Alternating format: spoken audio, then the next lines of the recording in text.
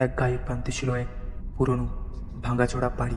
কেউ ওখানে যেতে সাহস করতো না, কারণ শোনা যেত রাত হলে নাকি ওখানে অদ্ভুত সব আওয়াজ শোনা যায়।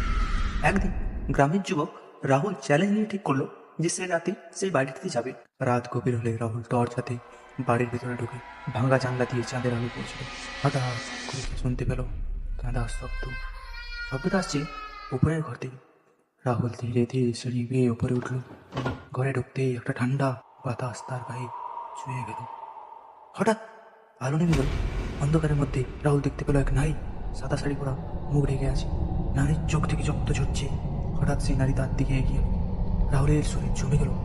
নারীর হাত তার গলায় পড়তেই রাহুল চিৎকার করে দাঁড়ালো। পরদিন সকালে লোকেরা তাকে বাড়ির সামনে অচেতন অবস্থায় পেল। তার চোখ দুটো পুরো ফ্যাকাশে। তারপর থেকে রাহুল আর কখনো কথা বলেনি, শুধু তাকিয়ে থাকে শূন্যে এবং সেই পুরনো বাড়িটার ভয়ের প্রতীক